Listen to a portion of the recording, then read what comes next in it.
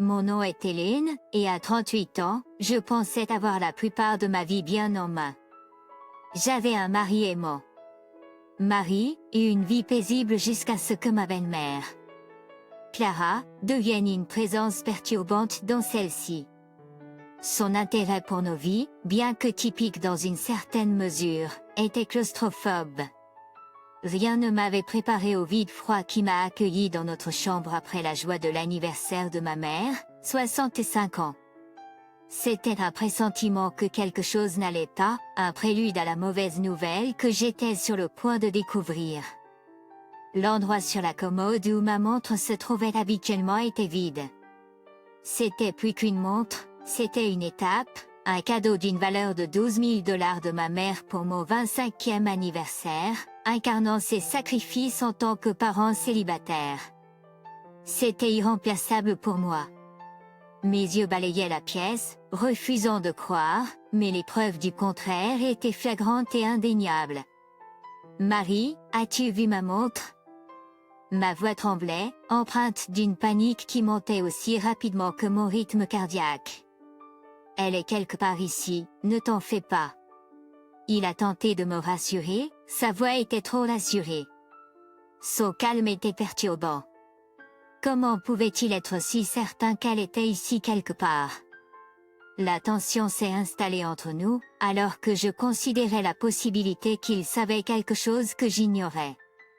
Ne préviens pas la police tout de suite. Il a ajouté rapidement, comme s'il avait lu dans mes pensées. Mais la suggestion était perturbante. Notre maison ne montrait aucun signe d'effraction.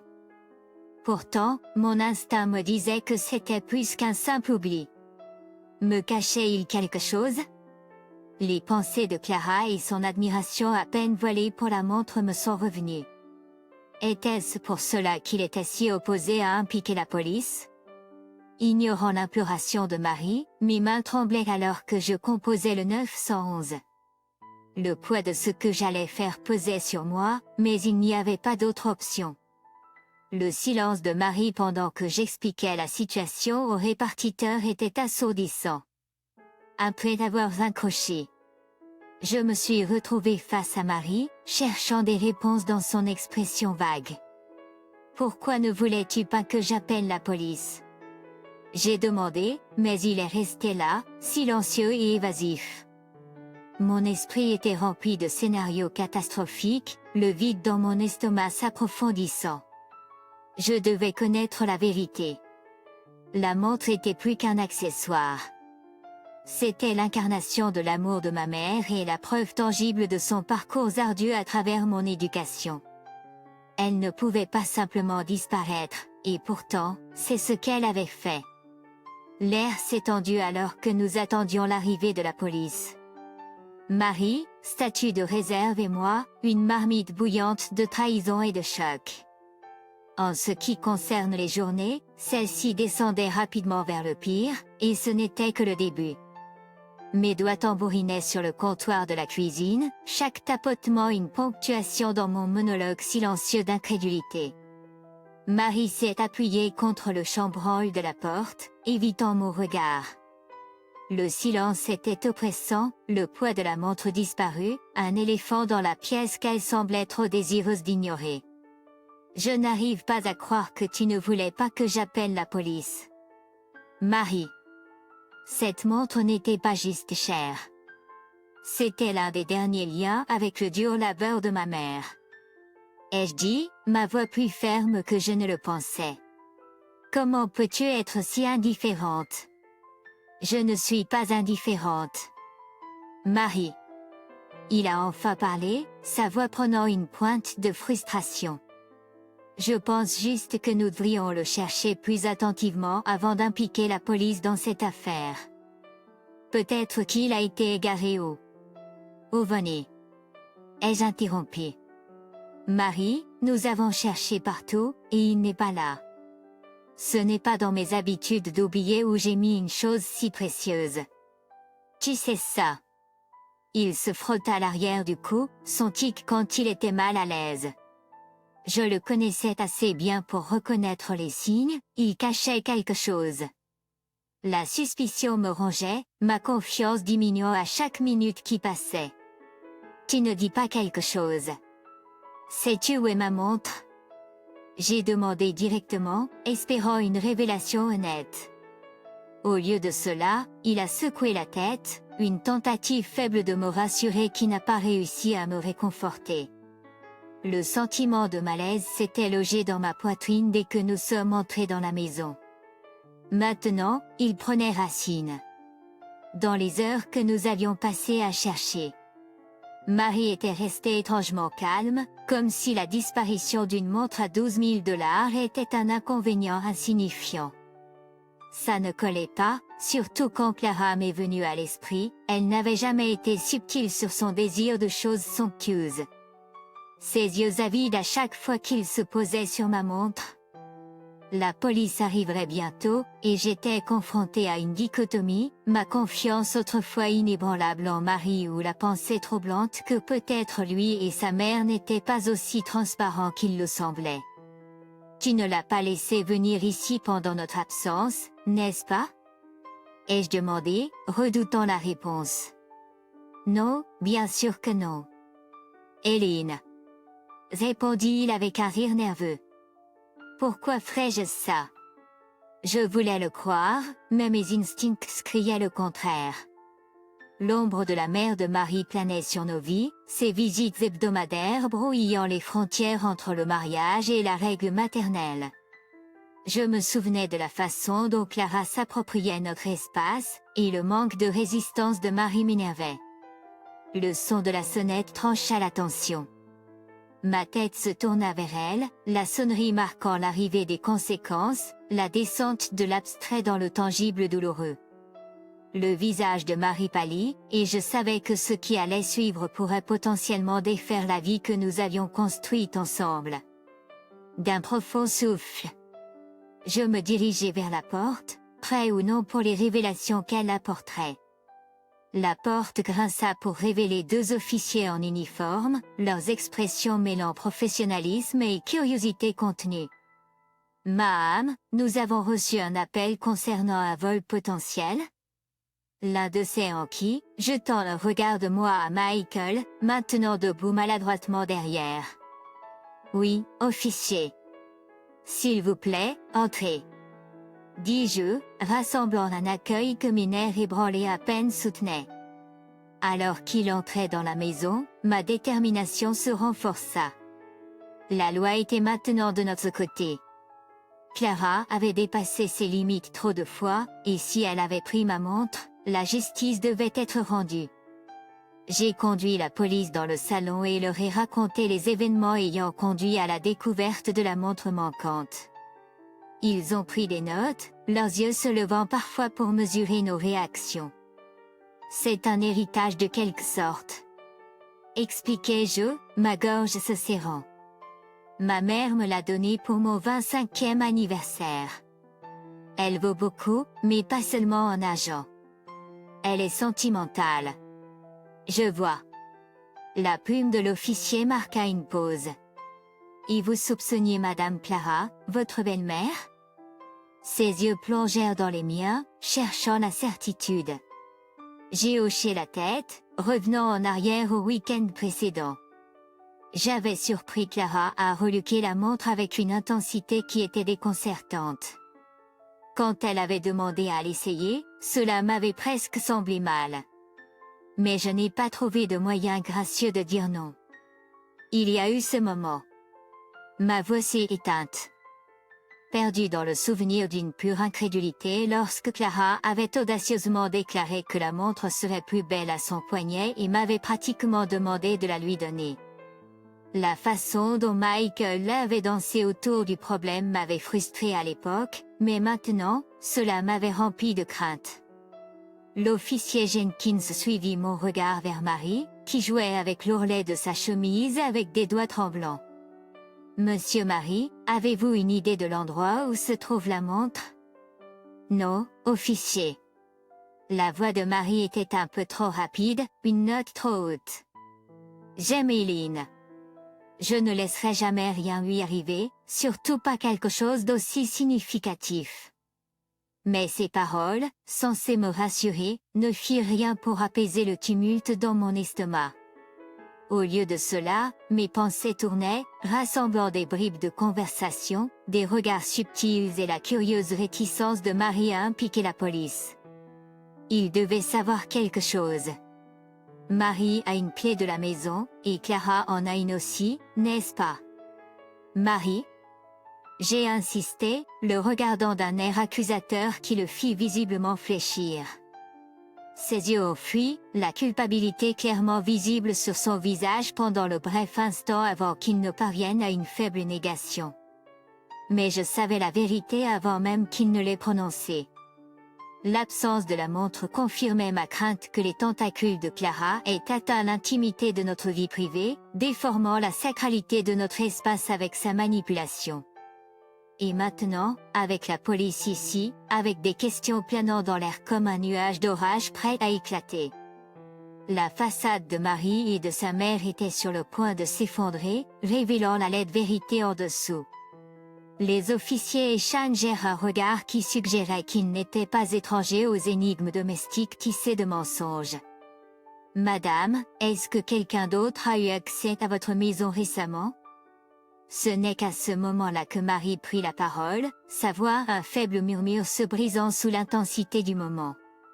Ma mère a une clé, avoua Théil, son admission me frappant comme un coup de marteau sur la poitrine. Quoi?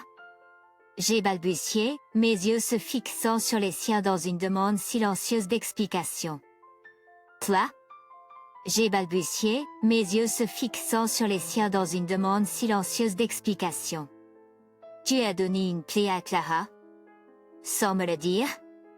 Il a bafouillé sous mon regard scrutateur, ses mots sortant en un désordre confus. Je pensais que ça serait utile. Anne voulait. Elle a dit qu'elle nous aiderait dans la maison pendant notre absence. Je ne pensais pas que ça te dérangerait. Tout mon être s'est révolté contre la trahison. Jamais je n'aurais imaginé que Marie agirait dans mon dos de cette manière, surtout pas pour satisfaire aux manières envahissantes de Clara. Avec chaque phrase qu'il prononçait, je sentais les fondations de notre mariage s'effondrer. Je me suis retournée vers les officiers, ma voix se stabilisant avec détermination. Elle a dit qu'elle avait nettoyé ici pendant le week-end où nous étions absents. Je ne savais pas. Je ne lui ai pas donné la permission. L'officier Jenkins a pris note, pendant que son partenaire sortait discrètement pour passer un appel. L'atmosphère dans la pièce s'épaississait avec des vérités non dites et une fureur refoulée. Les officiers devaient probablement voir ça trop souvent, des familles déchirées par les liens censés les unir. Mais savoir cela ne rendait pas la douleur moins vive. Gardez le problème clé séparé pour l'instant. Concentrez-vous sur la montre manquante. Nous devrons parler à votre belle-mère dans le cadre de l'enquête. J'ai acquiescé, sentant le monde basculer alors que ma colère contre Marie luttait contre ma nécessité de retrouver le morceau manquant de l'héritage de ma mère. L'autre officier revint, faisant signe à son partenaire de le rejoindre dehors brièvement. Seul avec Marie. J'ai cherché son visage pour l'homme que je pensais avoir épousé, mais tout ce que j'ai trouvé était un garçon se cachant à l'ombre de sa mère. Marie. Je n'arrive pas à croire que tu as fait ça. Ai-je demandé, mon cœur souffrant d'une trahison qui semblait aussi tangible que l'air froid dans la pièce. Il commença à répondre lorsque la porte d'entrée se rouvrit. Les officiers revinrent, leur visage ne trahissant rien alors qu'il interrompait notre confrontation privée. Madame Parker, nous devrons rendre visite à Madame Clara pour nous renseigner sur la montre. Pouvez-vous fournir l'adresse? J'ai acquiescé, ressentant un mélange de satisfaction et de tristesse. C'était ça, le tournant où les fils pleins d'espoir, de confiance et d'unité dans notre mariage se défraient entièrement ou se tissaient en une étoffe plus complexe et résiliente. Alors que Marie récitait l'adresse de sa mère, je me suis préparée à la tempête inévitable à venir. La recherche de ma montre avait servi de pierre angulaire, révélant des fondations criblées de fissures. Et sa récupération marquerait le prochain chapitre de vérités difficiles et peut-être même de conséquences plus difficiles. Les sirènes au loin annonçaient un changement dans l'air, un signal palpable que le réseau de vérités dissimulées était sur le point de se dénouer. Les traits de Michael se sont assombris de remords, mais le temps des regrets était passé. J'ai regardé les officiers se diriger d'un pas assuré vers la voiture de patrouille, se préparant à affronter Clara chez elle. Eileen. Je suis tellement désolée. Je ne savais pas que cela arriverait. Marie a bafouillé, sa voix épaissie par le désespoir. Mais ces paroles étaient vides à mes oreilles, des promesses creuses qui ne pouvaient plus dissimuler la réalité de sa tromperie. Tu aurais dû y penser avant. Marie. Ai-je dit froidement, un instant avant de suivre les officiers jusqu'à leur voiture. Mon esprit était résolu, mélange d'une détermination anxieuse à récupérer la montre et d'une indignation bouillonnante face à la trahison. Nous sommes arrivés chez Clara, une bungalow soigneusement entretenue ornée de photos d'enfance de Marie sur la cheminée et le lourd parfum de lavande flottant dans l'air. La porte s'ouvrit pour révéler une Clara affolée, dont les joues rougirent profondément en voyant les uniformes. « Clara, as-tu vu une montre ici? Une montre qui ne t'appartient pas ?» L'officier Jenkins demanda directement, son regard balayant la pièce à la recherche de tout signe de la précieuse possession. Clara ricana, feignant l'ignorance. « Pourquoi aurais-je la montre d'Hélène? Pourquoi aurais-je la montre d'Hélène? Marie, dis-leur. Je ne sais pas de quoi il parle. Mais Marie, maintenant pâle comme du papier, pouvait à peine la regarder dans les yeux, encore moins formuler une défense. La pièce semblait rétrécir autour de nous, chaque ornement et chaque cadre photo témoignant silencieusement du secret qu'elle avait espéré garder enfoui. Après ce qui semblait une éternité, elle flancha sous le regard d'acier de la loi. D'accord. Clara concéda, récupérant la montre dans un tiroir de son salon.